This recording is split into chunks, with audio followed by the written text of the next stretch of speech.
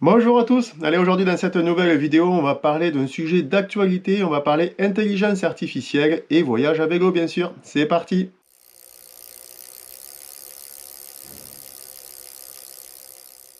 Certains parmi vous en ont sans doute déjà entendu parler, je vais vous parler de cet outil ChatGPT. Alors qu'est-ce que c'est que ce truc? C'est un outil en fait qu'on trouve sur internet et qui est basé sur l'intelligence artificielle. ChatGPT c'est une sorte de robot qui est capable a priori de répondre à toutes les questions. Donc on va voir de quoi il est capable dans cette vidéo en lui posant les 5 questions que vous me posez le plus fréquemment à moi. On va les lui poser et puis on va voir ensemble qu'est-ce qu'il nous répond, voir si c'est crédible ou pas.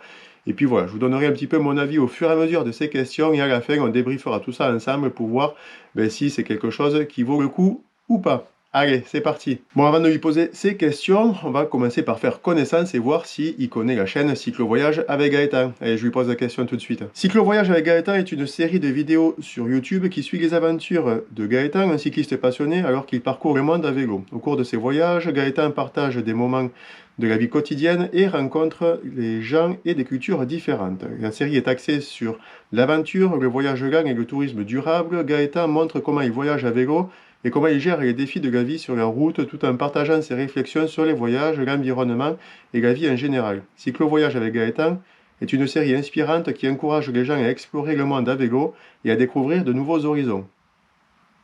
Waouh!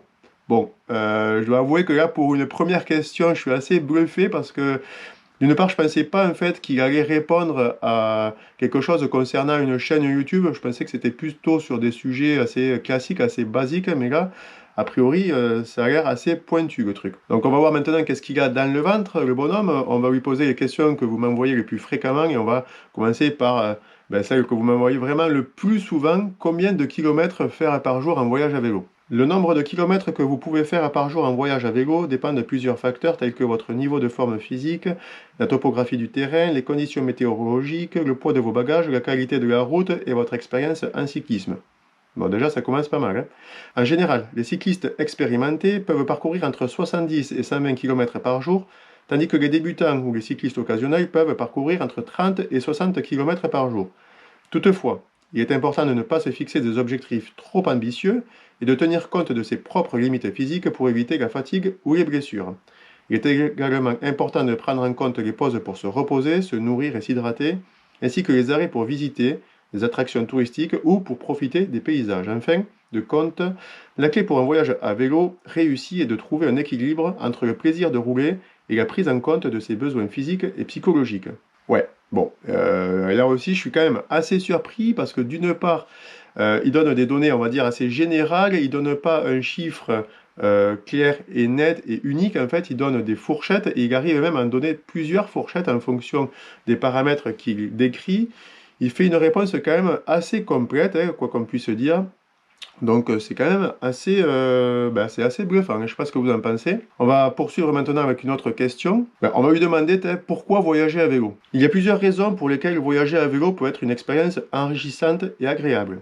Premièrement, le vélo est un moyen de transport écologique et durable qui permet de réduire son empreinte carbone et de respecter l'environnement. Deuxièmement, voyager à vélo permet de ralentir le rythme et de prendre le temps de profiter du paysage et de l'environnement. Vous pourrez ainsi découvrir des endroits que vous n'auriez peut-être pas vus autrement.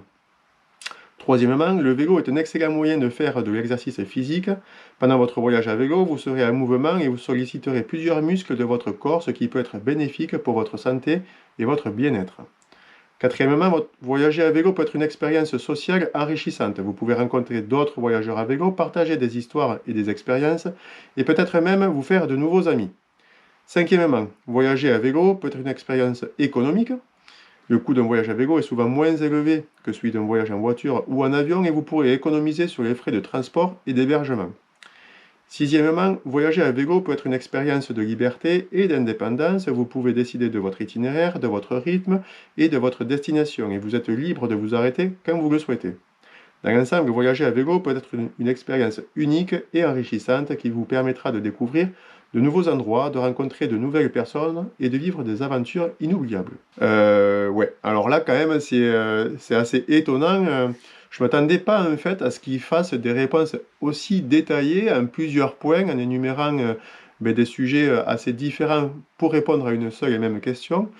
Donc on voit quand même qu'il va faire des recherches pour ne pas juste répondre bêtement et simplement à la réponse, par exemple par oui ou par non, en disant uniquement un critère pour répondre. Il va quand même faire ouais, quelques recherches pour fournir une réponse quand même assez complète.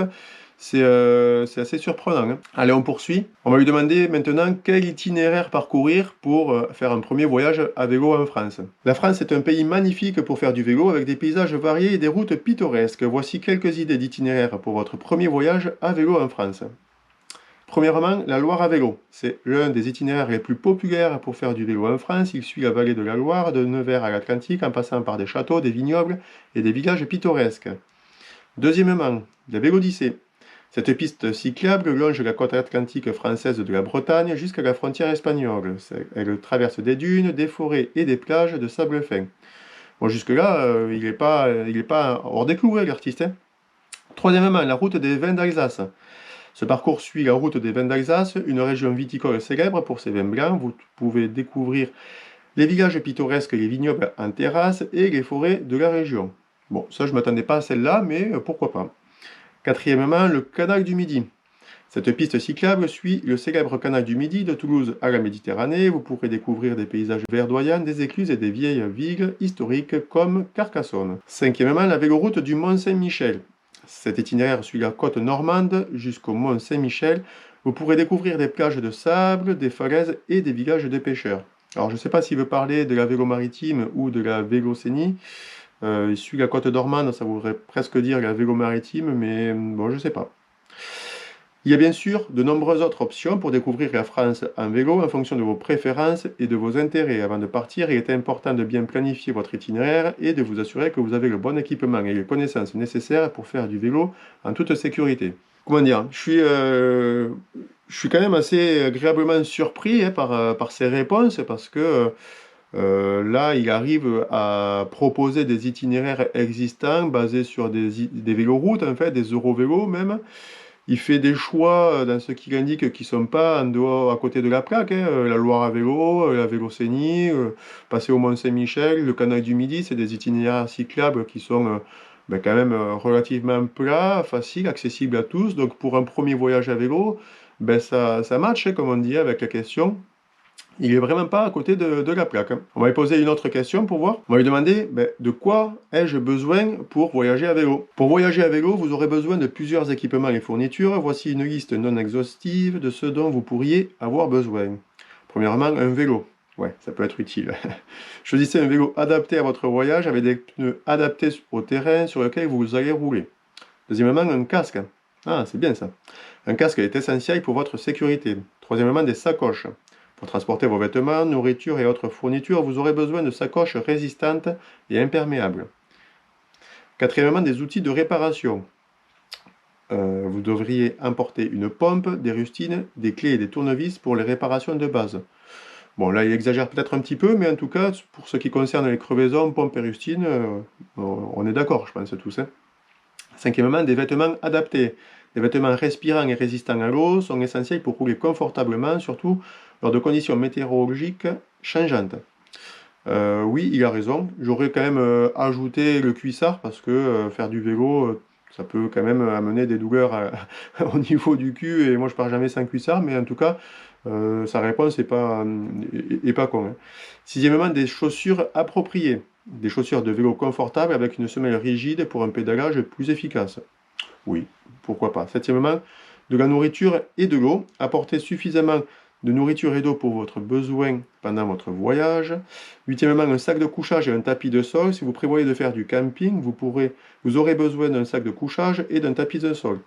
Neuvièmement, une trousse de toilette. Pour rester propre et frais pendant votre voyage, emportez une trousse de toilette avec des articles de base. Dixièmement, une carte et un GPS. Vous aurez besoin de savoir où vous allez, vous apportez une carte et ou un GPS pour vous orienter. Il est important de noter que cette liste peut varier en fonction de la durée et de l'itinéraire de votre voyage à vélo. Bon, qu'est-ce qu'on peut dire? Ben, on peut dire que déjà, encore une fois, il nous fait une réponse qui est quand même détaillée. Il répond en 10 points en proposant des équipements assez variés qui partent du vélo, en passant par les sacoches. Il parle de la nourriture, de l'hygiène, de la sécurité, puisqu'il n'oublie pas le casque. C'est plutôt un bon point d'ailleurs, parce que comme c'est quelque chose qui n'est pas obligatoire, on aurait pu penser qu'il allait le mettre de côté, mais il l'intègre à sa liste, donc là aussi, la réponse est plutôt convenable pour un robot. Bon, pour terminer, on va lui poser une cinquième et dernière question. On va lui poser une question finalement pour savoir quelle est la philosophie du voyage à vélo. Allez, qu'est-ce qu'il va répondre à ça? La philosophie du voyage à vélo est centrée sur la découverte, la liberté et la connexion avec l'environnement et les autres. Elle repose sur l'idée que voyager à vélo permet une expérience de voyage unique en permettant une immersion dans les paysages et les cultures locales. Les voyages à vélo encouragent également une vie simple et minimaliste en permettant de se concentrer sur l'essentiel et en favorisant une relation plus étroite avec la nature. Le voyageur à vélo apprend à apprécier les petites choses de la vie et à profiter de chaque instant. Le voyage à vélo peut également être considéré comme une expression de la durabilité et de la responsabilité environnementale en offrant une alternative au mode de transport plus polluant et en minimisant l'impact sur l'environnement. En fin de compte, la philosophie de voyage à vélo est une célébration de l'expérience humaine en mettant l'accent sur la découverte de soi et des autres et en créant des souvenirs durables à travers des rencontres et des expériences uniques. Ben écoutez, je ne sais pas ce que vous en pensez, mais je trouve que c'est une réponse qui est certes incomplète, mais qui est quand même convenable parce que il arrive à mettre en avant que le voyage à vélo, ça permet de faire des rencontres, ça permet de se recentrer sur soi-même, que c'est une façon de se déplacer qui est simple et vertueuse, puisque écologique, qui va dans le sens de l'environnement. Donc c'est quand même une réponse assez convenable de sa part. Donc pour conclure cette vidéo, quel est mon avis? Ben, je trouve quand même que sur ces questions-là qu'on y a posées, c'est des réponses qui sont quand même assez bluffantes, hein. Moi je m'attendais pas à ça, à vrai dire, je m'attendais plutôt à des réponses plus robotiques, c'est-à-dire des choses plus carrées, on va dire plus simples, parce que là il arrive quand même à créer un article à chaque fois sur la réponse assez détaillé, hein, faisant des listes qui sont assez concrètes, réalistes,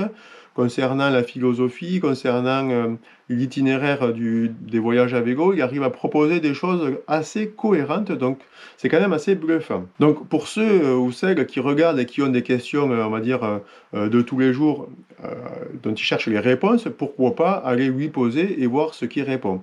Je vais quand même mettre un bémol parce que là, je vous ai posé quelques questions, on a fait ça en direct, mais après la vidéo, j'ai quand même posé d'autres questions et j'ai essayé de lui poser plusieurs fois la même question pour voir quelles étaient ses réponses. Et en fait, quand on lui pose plusieurs fois les mêmes questions, il répond pas forcément les mêmes réponses. Il répond parfois à côté de la plaque aussi sur certains sujets, il ne faut pas se le cacher. Ça reste un robot et ça reste un robot qui va chercher sur Internet, sur différents articles, sites, qui fait une compilation de tout ça et qui s'enrichit aussi de l'expérience qu'on va y amener parce qu'à chaque fois qu'on lui pose une réponse, à chaque fois qu'on lui pose une question, pardon, on peut aller lui modifier sa réponse pour aller l'aider à s'améliorer. Donc, il y a quelques réponses qui ne sont pas vraiment terribles, mais dans l'ensemble, c'est quand même assez convenable. Voilà, il y a quand même une limite à cette intelligence artificielle, hein. Bon, et surtout, pour moi, je trouve que ça serait dommage quand même de remplacer l'expérience humaine, l'expérience de quelqu'un qui a vraiment vécu les choses par